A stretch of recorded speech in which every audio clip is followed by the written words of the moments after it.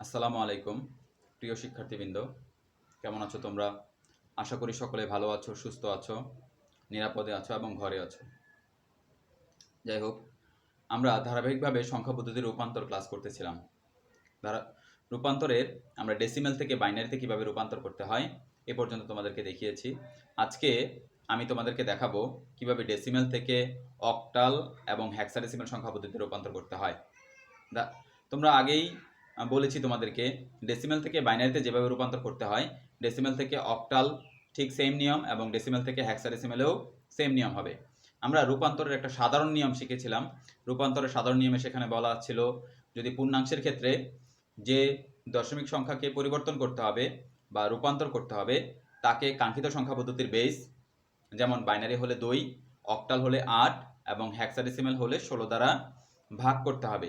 এইখানে 2 হচ্ছে বাইনারির বেস, 8 হচ্ছে অক্টালের বেস এবং 16 বা 16 হচ্ছে হেক্সাডেসিমেলের বেস। এগুলো দ্বারা ভাগ করতে হবে এবং ভাগফলের যে ভাগশেষটা আসবে ভাগশেষটাকে সংরক্ষণ করতে হবে। দ্বিতীয় ধাপে প্রথম ধাপের ভাগফলকে পুনরায় কাঙ্ক্ষিত সংখ্যা পদ্ধতির বেস, যেমন বাইনারি হলে 2, অক্টাল হলে 8 এবং হেক্সাডেসিমেল হলে 16 দ্বারা ভাগ করতে হবে এবং ভাগশেষটিকে সংরক্ষণ করতে হবে। ধাপ 3, এই ভাগ প্রক্রিয়া ততক্ষণ পর্যন্ত চলতে থাকবে যতক্ষণ না ভাগফল 0 হয়। ধাপ 4, প্রাপ্ত ভাগশেষগুলোকে শেষে প্রাপ্ত ভাগশেষের দিক থেকে শুরুতে প্রাপ্ত ভাগশেষের দিকে সাজিয়ে লিখলেই রূপান্তরিত সংখ্যাটি পাওয়া যাবে। এই নিয়মে আমরা ডেসিমেল থেকে অক্টাল এবং ডেসিমেল থেকে হেক্সাডেসিমেলের রূপান্তর অঙ্ক দেখব। একটু তোমরা ধৈর্য ধরে একটু লক্ষ্য করো।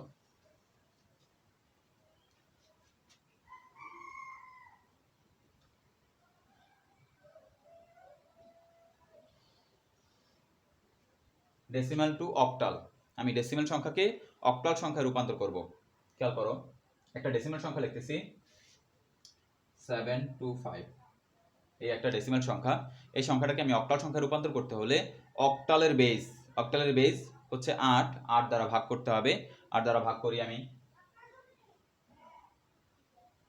8 দ্বারা যদি 725কে ভাগ করি, একটু লক্ষ্য করো, তোমরা অবশ্যই সুন্দরভাবে ভাগ করতে পারো, তারপরে আমি তোমাদেরকে দেখাচ্ছি। 725 একে 8 দ্বারা ভাগ করব,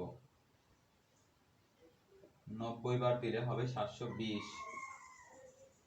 যদি 8 নং 72, তার মানে 90 বার দিলে হবে 720 আর অবশিষ্ট থাকবে 5।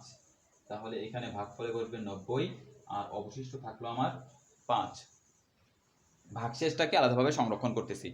যে রূপান্তরের সাধারণ নিয়মে আমি বলছি, যে দশমিক সংখ্যাটিকে পরিবর্তন করতে হবে বা রূপান্তর করতে হবে তাকে কাঙ্ক্ষিত সংখ্যা পদ্ধতির বেস, বাইনারি হলে 2, অক্টাল হলে 8 দ্বারা ভাগ করতে হবে এবং ভাগশেষটিকে সংরক্ষণ করতে হবে। আমি ভাগশেষ আমার আসছে 5, এটাকে আলাদাভাবে সংরক্ষণ করতেছি। আবারও ভাগ করব, প্রথম ধাপের ভাগফলকে পুনরায় ভাগ করব।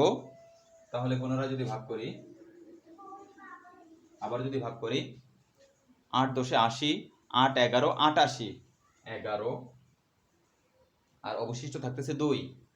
দেখো, 90কে আমি ভাগ করব 8 দ্বারা, 8 11 88, তাহলে অবশিষ্ট থাকবে 2। ভাগফল হচ্ছে আমার 11 আর ভাগশেষ থাকতেছে 2। আবারও যদি 8 দ্বারা ভাগ করি, আবারও 8 দ্বারা ভাগ করলে 11কে আমি 8 দ্বারা ভাগ করব, 11কে যদি 8 দ্বারা ভাগ করি, 8 একে 8, 8 একে 8 আর অবশিষ্ট থাকতেছে 3। তাহলে ভাগফল হচ্ছে 1, অবশিষ্ট থাকতেছে 3। আবারও যদি এটাকে 8 দ্বারা ভাগ করি, তাহলে এখন আর ভাগ যায় না। যখন ভাগ না যাবে, এখানে বসবে 0 আর এইখানে যে সংখ্যাটা থাকবে এটা ভাগশেষে চলে আসবে। এখন এগুলোকে নিচ থেকে উপরের দিকে সাজিয়ে লিখলেই রূপান্তরিত অক্টাল সংখ্যাটি পাওয়া যাবে। তাহলে 725 হচ্ছে আমার ডেসিমেল সংখ্যা, ডেসিমেল, আর তার অক্টাল হবে 1325। নিচ থেকে উপরের দিকে সাজায় লিখব, তাহলে 1325 হচ্ছে তার অক্টাল। আশা করি সুন্দরভাবে বুঝতে পেরেছো। এই নিয়মে আমি আরেকটা ডেসিমেল টু হেক্সাডেসিমেল আরেকটা অঙ্ক করতেছি, তোমরা একটু লক্ষ্য করো।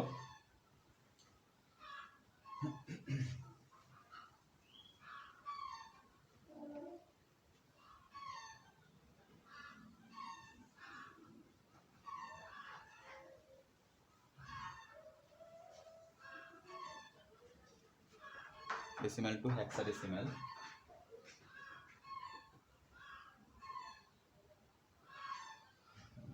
ডেসিমেল টু হেক্সাডেসিমেল একটা করতেছি, খেয়াল করো। একটা ডেসিমেল সংখ্যা নিব 1001, এই একটা ডেসিমেল সংখ্যা 1001 একটা ডেসিমেল সংখ্যা, আমি এটাকে হেক্সাডেসিমেলে রূপান্তর করব। হেক্সাডেসিমেলে রূপান্তর করতে হলে এই সংখ্যাটাকে হেক্সাডেসিমেলের বেস মানে 16 দ্বারা 16 দ্বারা ভাগ করতে হবে। 16 দ্বারা যদি ভাগ করি,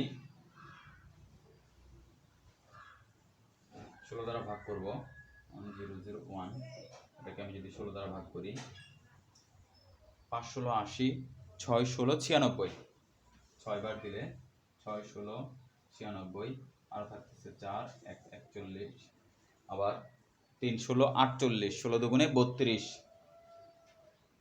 32, 11 থেকে 2 গেলে 9, আর 9 থাকতেছে। আচ্ছা, তাহলে ভাগফলে আসতেছে 62 আর ভাগশেষে আসতেছে 9। 16 দ্বারা ভাগ করব, এখানে আসতেছে 62, এখানে আসতেছে 9, আবারও 16 দ্বারা ভাগ।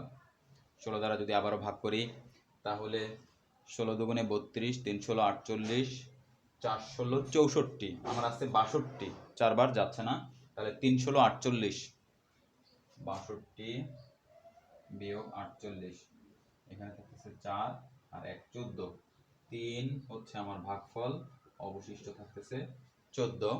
আর আবারও যদি 16 দ্বারা ভাগ করি, এই ভাগ প্রক্রিয়া ততক্ষণ পর্যন্ত চলবে, এই ভাগ প্রক্রিয়া ততক্ষণ পর্যন্ত চলবে যতক্ষণ না ভাগফল শূন্য হয়। যতক্ষণ ভাগফল শূন্য না হবে ততক্ষণ পর্যন্ত আমাকে ভাগ করে যেতেই হবে। তাহলে আমি 16 দ্বারা আবারও ভাগ করি। এখন 3কে আর 16 দ্বারা ভাগ করা যায় না, না গেলে এখানে 0 আর এই 3 চলে আসবে, এখন এই পাশে ভাগশেষে চলে আসবে 3। এখন এগুলোকে নিচ থেকে উপরের দিকে সাজায় লিখবো। নিচ থেকে উপরের দিকে সাজায় লেখার সময় এখানে একটু লক্ষ্য করো, মনোযোগ দিয়ে খেয়াল করো। এখানে একটু, আমার সংখ্যাটা হচ্ছে 1001, এই হচ্ছে আমার ডেসিমেল সংখ্যা, আর তার হেক্সাডেসিমেল কিভাবে লিখবো 3।